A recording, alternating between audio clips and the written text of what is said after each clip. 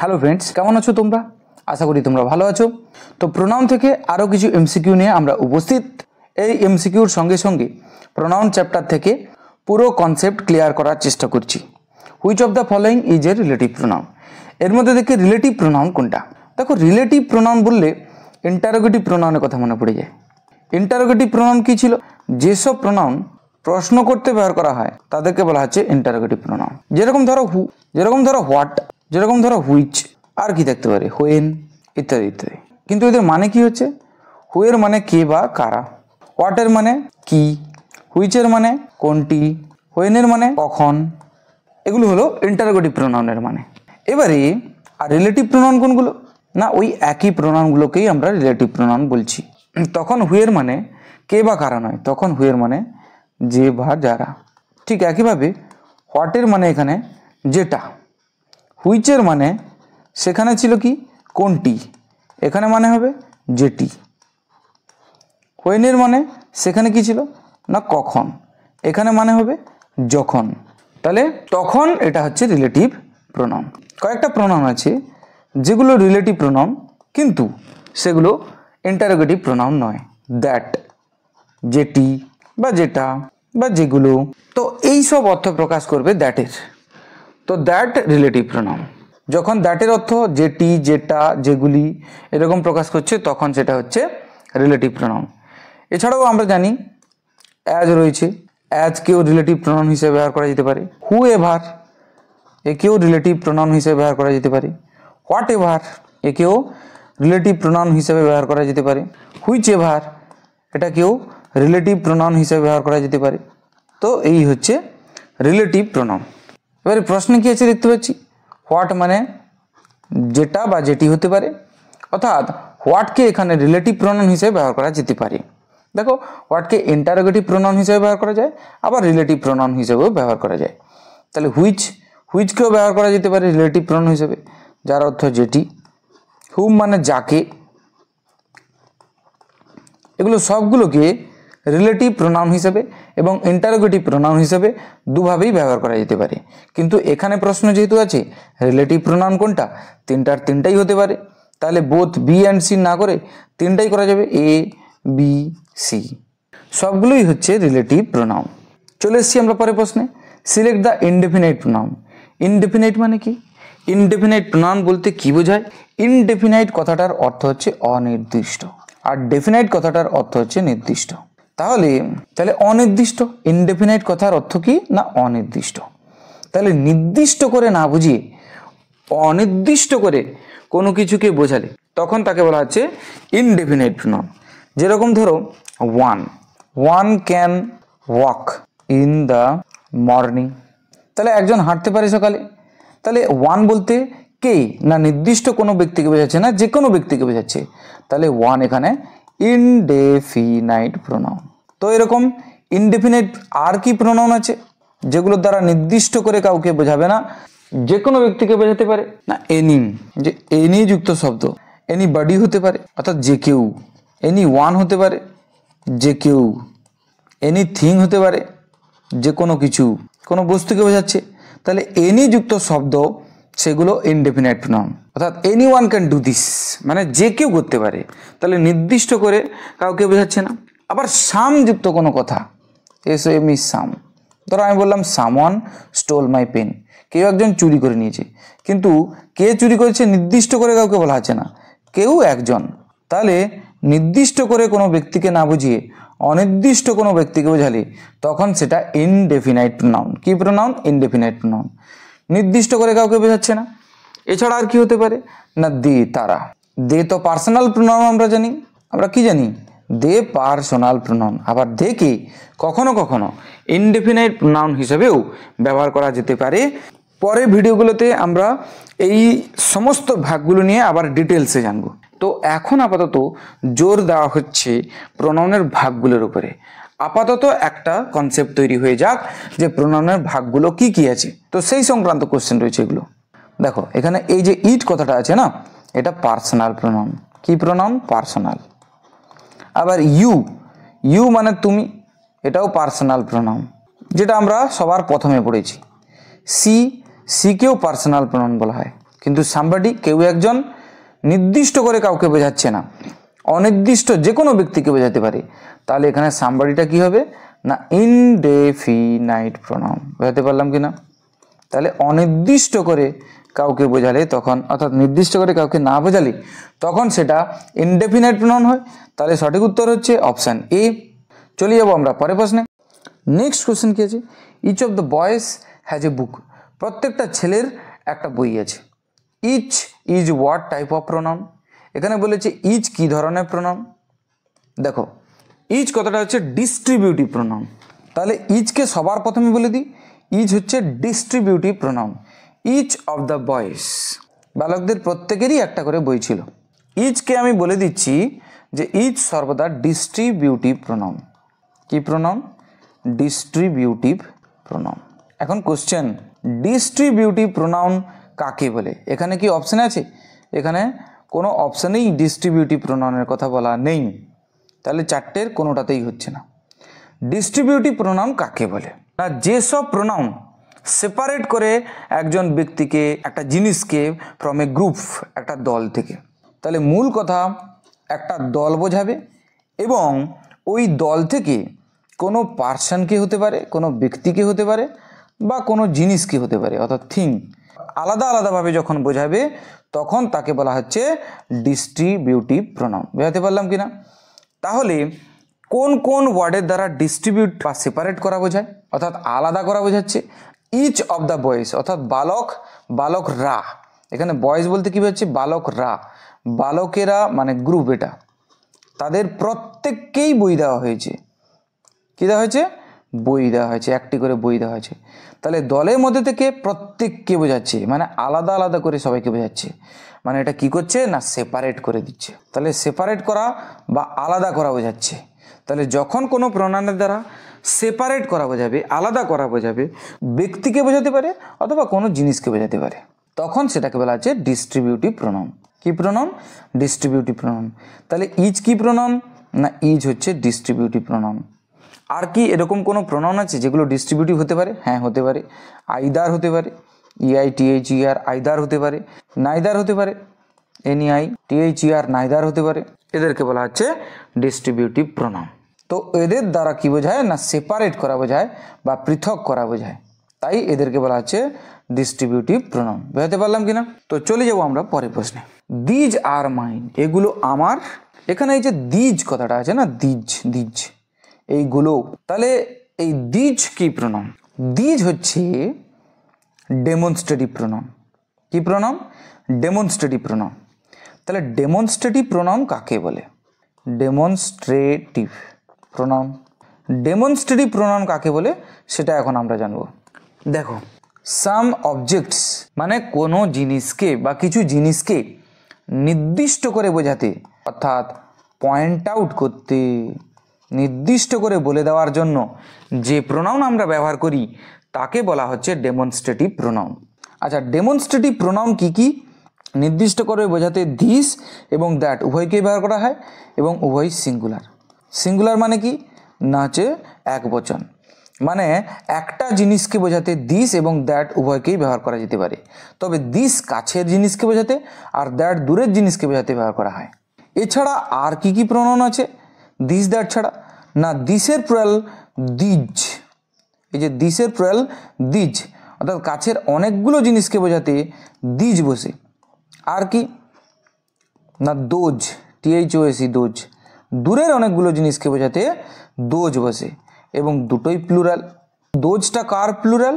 এই যে দ্যাটের plural. Demonstrative প্রোনাউনগুলো আমরা দেখছি দিস, দ্যাট, দিজ, দোজ, এইগুলো ডেমনস্ট্রেটিভ প্রোনাউন। আর কি হতে পারে না সাচ, সাচকে আমরা ব্যবহার করতে পারি ডেমনস্ট্রেটিভ প্রোনাউন হিসেবে। আর কি হতে পারে না সো, সোকেও ডেমনস্ট্রেটিভ প্রোনাউন হিসেবে ব্যবহার করা যায়। আর কি হতে পারে না দ্য সেম, দ্য সেম কথাটাকে ডেমনস্ট্রেটিভ প্রোনাউন হিসেবে ব্যবহার করা যেতে পারে। ওয়ান, ওয়ানকেও, ওয়ান আমরা জানি ইনডেফিনাইট প্রোনাউন, কিন্তু একে আমরা ডেমনস্ট্রেটিভ প্রোনাউন হিসেবেও ব্যবহার করতে পারি। তাহলে এগুলো সব কিসের উদাহরণ? না ডেমনস্ট্রেটিভ প্রোনাউনের উদাহরণ। ডেমনস্ট্রেটিভ প্রোনাউন কি করে না ডেমনস্ট্রেটিভ প্রোনাউনের কাজটা হচ্ছে নির্দিষ্ট করে বলে দেয়, অর্থাৎ পয়েন্ট আউট করা। এই যে পয়েন্ট আউট করা বলা হচ্ছে, পয়েন্ট আউট করতে যে প্রোনাউনকে ব্যবহার করা হয় তাকে বলা হচ্ছে ডেমনস্ট্রেটিভ প্রোনাউন। সাম অবজেক্টস, কোনো বিষয় বা কোনো বস্তুকে নির্দিষ্ট করে বোঝাতে আমরা ডেমনস্ট্রেটিভ প্রোনাউনের ব্যবহার করে থাকি। এই যে দেখতে পাচ্ছি দিস কথাটা আছে, দিস, দিস কথাটা ব্যবহার করি আমরা কাছের একটা জিনিস বোঝাতে। দ্যাট কথাটাকে ব্যবহার করি দূরের একটা জিনিস বোঝাতে। দিজ কথাটাকে ব্যবহার করি কাছের অনেকগুলো জিনিসকে বোঝাতে। আবার দোজ কথাটা ব্যবহার করি দূরের অনেকগুলো জিনিসকে বোঝাতে। আবার সাজ, সো, দ্য, সেম, ওয়ান এগুলোকেও আমরা ডেমনস্ট্রেটিভ প্রোনাউন হিসেবে ব্যবহার করতে পারি। তাহলে এখানে কোশ্চেন কী ছিল? কোশ্চেন ছিল যে দিজ, যে দিজ আর মাইন, এখানে দিজ কী ধরনের প্রোনাউন? দেখো দিজ এখানে ডেমনস্ট্রেটিভ প্রোনাউন, কিন্তু এই দিজের সঙ্গে যদি কোনো নাউন থাকে তখন সেটা কিন্তু আর ডেমনস্ট্রেটিভ প্রোনাউন হবে না। যেরকম দিজ বুকস, এই বইগুলো, আর মাইন হয় আমার। দেখো এখানে বুকস কথাটা কি না, বুকস কথাটা হচ্ছে নাউন। দেখো কোনো নাউনের আগে যখন বসে কোনো ওয়ার্ড এবং ওই নাউনকে বিশেষিত করে তখন তো তাকে অ্যাডজেক্টিভ বলি, অর্থাৎ বিশেষণ বলে থাকি। দিজ বুকস, এই বইগুলো, তাহলে ডিসক্রাইব করছে, নাউন সম্পর্কে ডিসক্রাইব করছে, সেই কারণে এটা অ্যাডজেক্টিভ। আর দিজকে আমরা কি জানি নির্দিষ্ট করে বোঝাতে ব্যবহার করা হয়। তাহলে এখানে ডেমনস্ট্রেটিভ প্রোনাউন আর থাকবে না। যখন দিজের পরে বা দিসের পরে বা দ্যাটের পরে কোনো নাউন থাকবে তখন সেটা হয়ে যাবে ডেমনস্ট্রেটিভ অ্যাডজেক্টিভ, আর প্রোনাউন থাকবে না। কিন্তু দিজ যদি একা থাকে, যেরকম ধরো দিজ আর মাই বুকস, এইগুলো আমার বই, তাহলে এইগুলো এখানে সাবজেক্ট হিসাবে বসছে দিজ। যেখানে দেখতে পাচ্ছি দিজের পরে কোনো নাউন নেই, একা একা বসছে, নির্দিষ্ট করে বোঝাতে এটাকে ব্যবহার করা হয়েছে, তাই এখানে ডেমনস্ট্রেটিভ প্রোনাউন। এটা কি ডেমনস্ট্রেটিভ প্রোনাউন, নির্দিষ্ট করে বোঝাতে ব্যবহার করা হয়েছে এবং একা বসছে। কিন্তু তারপরে যদি কোনো নাউন থাকে, নাউনের আগে যদি বসে এটা, তখন সেটা নাউনকে বিশেষিত করে দিচ্ছে, তার মানে অ্যাডজেক্টিভ। আর অ্যাডজেক্টিভ হিসাবে কোন অ্যাডজেক্টিভ না ডেমনস্ট্রেটিভ অ্যাডজেক্টিভ। আশা করি বোঝাতে পারলাম। তাহলে আর একটা বাক্য বলি, দিস ইজ মাই বুক, এটা আমার বই। আর দিস বুক ইজ মাইন, এই বইটা হলো আমার। দিস বুক ইজ মাইন, এই বইটা হলো আমার। তাহলে এখানে দেখতে পাচ্ছি দিস একা বসছে, যেহেতু একা বসছে তাহলে ডেমনস্ট্রেটিভ প্রোনাউন। কিন্তু এখানে আমরা দেখতে পাচ্ছি দিস বুক আছে, বুকটা নাউন, এই বইটা নির্দিষ্ট করে বোঝাচ্ছে, ডেমনস্ট্রেট করছে। দেখো নাউনের আগে বসে নাউনকে বিশেষিত করেছে, নির্দিষ্ট করে বোঝাতে এখানে ব্যবহার করা হয়েছে, তাই ডেমনস্ট্রেটিভ কথাটা থাকবে, কোনো অসুবিধা নেই। কিন্তু প্রোনাউন কথাটা থাকবে না, এখানে হয়ে যাবে অ্যাডজেক্টিভ। যেহেতু নাউনের আগে বসে নাউনকে বিশেষিত করেছে, তাই এটা ডেমনস্ট্রেটিভ অ্যাডজেক্টিভ। তাহলে দিজ আর মাইন, এখানে দিজটা কি না ডেমনস্ট্রেটিভ প্রোনাউন। কিন্তু এখানে মাইন কথাটা যদি থাকতো, মাইন, মাইন কথাটাকে যদি আন্ডারলাইন করা থাকতো, তাহলে কিন্তু মাইন কথাটার দ্বারা আমার অর্থ প্রকাশ করছে এবং একা একা বসছে, তার মানে এটা পসেস, যেহেতু অধিকার বোঝাচ্ছে তাই পসেসিভ, এবং এটা একা বসছে তাই প্রোনাউন, তাই পসেসিভ প্রোনাউন হয়ে গেল। মাইন যদি থাকে তাহলে কি হবে পসেসিভ প্রোনাউন। আশা করি বোঝাতে পারলাম। চলে যাব আমরা পরের প্রশ্নে। নেক্সট কোশ্চেন কি আছে, which is an example of an emphatic pronoun. দেখো যখন এমফ্যাটিক প্রোনাউনের কথা বলবে না, তখন আমাদেরকে মনে করতে হবে রিফ্লেক্সিভ প্রোনাউনের কথা। তো প্রথমে মনে করে নিই রিফ্লেক্সিভ প্রোনাউন কি ছিল। দেখো একটা আছে রিফ্লেক্সিভ প্রোনাউন আর একটা আছে এমফ্যাটিক প্রোনাউন, দুটোই কিন্তু একই রকম দেখতে। প্রথমে দেখো রিফ্লেক্সিভ প্রোনাউন কি না, আই থেকে হয় মাই সেলফ, কি হয় মাই সেলফ, এবং এমফ্যাটিক প্রোনাউনে করে এটা লিখলে সেই একই মাই সেলফ। অর্থাৎ সেলফযুক্ত প্রোনাউন রিফ্লেক্সিভও হয় আবার এমফ্যাটিকও হয়। 2 নম্বর দেখো আওয়ার থাকলে তখন কি হবে সেলফস হবে, এমফ্যাটিকের ঘরে সেখানেও আওয়ার সেলফস। 3 নম্বর দেখো ইউ যদি থাকে ইয়োর সেলফ হয়, এখানেও ইয়োর সেলফ। আবার ইউর অর্থ যখন তোমরা বোঝাবে তোমরা, তখন ইয়োর সেলফ হবে না, তখন হবে ইয়োর সেলফস। ঠিক একইভাবে এমফ্যাটিক প্রোনাউনের ঘরেও ইয়োর সেলফস হবে। 5 নম্বর দেখো, যদি থাকে হি থেকে রিফ্লেক্সিভ প্রোনাউনের ঘরে কি হয় না হিমসেলফ। একজন বোঝালে সেলফ, অনেকজন বোঝালে সেলফস। এমফ্যাটিক প্রোনাউনের ঘরেও কিন্তু হিমসেলফই থাকবে। যদি থাকে শি, তার রিফ্লেক্সিভ প্রোনাউনের ঘরেও হারসেলফ এবং এমফ্যাটিক প্রোনাউনের ঘরেও কিন্তু হারসেলফ কথাটাই থাকবে। 7 নম্বর, যদি ইট থাকে সেখান থেকে ইট সেলফ হয় রিফ্লেক্সিভ প্রোনাউনে, আর এমফ্যাটিক প্রোনাউনের ঘরেও কিন্তু সেই ইট সেলফ কথাটাই থাকবে। ঠিক আছে, এবারে যদি থাকে দে মানে কি তারা, সেখান থেকে কি হবে না দেম সেলফস। এমফ্যাটিক প্রোনাউনের ঘরে সেটাও দেম সেলফস হবে। তাহলে রিফ্লেক্সিভ প্রোনাউন এবং এমফ্যাটিক প্রোনাউন দুটোই কিন্তু একই রকম, শুধু বাক্যে ব্যবহার এবং অর্থ কীরকম প্রকাশ করছে তার উপরে রিফ্লেক্সিভ প্রোনাউন এবং এমফ্যাটিক প্রোনাউন নির্ধারণ হবে। কি বোঝাতে পারলাম কিনা? তাহলে এখানে যতগুলো সেলফ বা সেলফযুক্ত প্রোনাউন আছে সবগুলোকে এমফ্যাটিক প্রোনাউন বলা যেতে পারে। দেম সেলফস কথাটা যুক্ত আছে, তাহলে এটাও হতে পারে। ইট সেলফ এটাও হতে পারে, মাই সেলফ এটাও হতে পারে। তাহলে অপশান ডি হবে সঠিক উত্তর, মানে অল অফ দ্য অ্যাবাভ। এবারে একটু বাক্যের ব্যবহারের মাধ্যমে জেনে নিই রিফ্লেক্সিভ প্রোনাউন কোনটা হচ্ছে আর এমফ্যাটিক প্রোনাউন। দুটো প্রোনাউনকে তো দেখতে একই রকমের, তো আমরা জাস্ট বাক্যের মাধ্যমে জেনে নেব এবং আমরা বোঝার চেষ্টা করব। যেরকম হি ডিড দ্য ওয়ার্ক, সে কাজটা করেছিল হিমসেলফ। দেখো হিটা এখানে সাবজেক্ট, করেছিল যেটা ডিড এটা ভার্ব, কি করেছিল না কাজটা করেছিল এটা অবজেক্ট। তাহলে অবজেক্টের ঘর দখল যে করলো না সে রিফ্লেক্সিভ হবে না, সে তাহলে হবে কি না এমফ্যাটিক। এটা তো বোঝার সবচেয়ে সহজ উপায়, কিন্তু এটা বাদেও অন্যভাবে বোঝা যেতে পারে।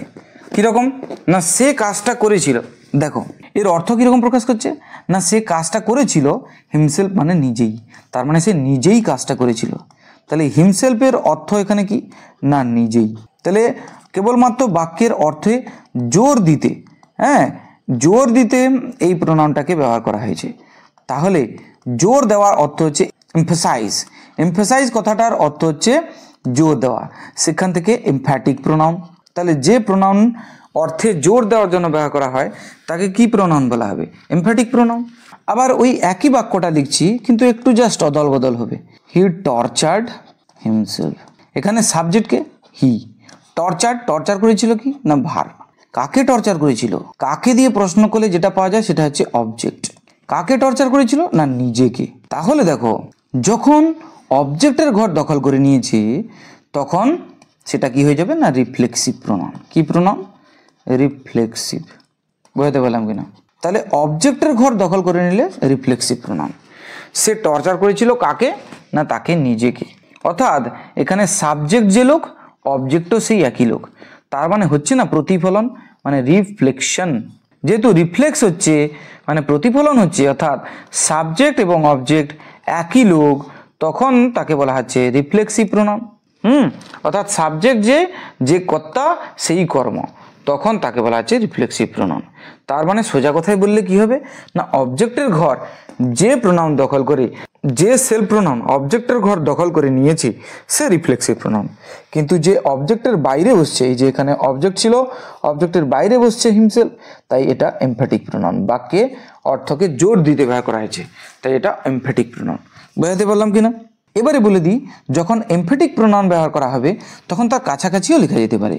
যেরকম he himself did the work, সে নিজেই কাজটা করেছিল।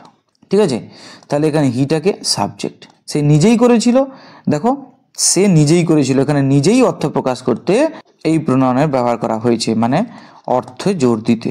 তাহলে অর্থে জোর দিতে ব্যবহার করা হলো। তাহলে এটা কি প্রোনাউন না এমফ্যাটিক প্রোনাউন। কি প্রোনাউন এমফ্যাটিক। আরও একটা প্রমাণ আছে এমফ্যাটিক প্রোনাউন, এটা সে যে করেছিল কি করেছিল না দ্য ওয়ার্ক, কাজটা করেছিল। তাহলে এখানে আমরা দেখতে পাচ্ছি যে দ্য ওয়ার্ক কথাটা আছে না, এটা তো অবজেক্ট, তাহলে অবজেক্টের ঘরে তো কোনো সেলফ প্রোনাউন নেই। অবজেক্টের ঘরে সেলফ বা সেলফস যুক্ত প্রোনাউন থাকলে তখনই সেটাকে রিফ্লেক্সিভ প্রোনাউন বলা হবে। যেহেতু এখানে অবজেক্টের ঘরে সেলফ বা সেলফস প্রোনাউন নেই, তাহলে এটা কি হবে তখন এমফ্যাটিক প্রোনাউন হবে। বুঝতে পারলাম কিনা? আজকের ভিডিওতে আমরা তাহলে দেখে নিলাম বাদবাকি প্রোনাউনের ভাগগুলো। তো আশা করি তোমরা বুঝতে পেরেছো, আশা করি তোমাদের ভালো লেগেছে। যদি ভিডিওটি ভালো লেগে থাকে তাহলে অবশ্যই ভিডিওকে লাইক করো, কমেন্ট করে জানাও কেমন লাগলো, আর বন্ধুদের মধ্যে শেয়ার করো। Thank you very much. দেখা হচ্ছে পরের ভিডিওতে।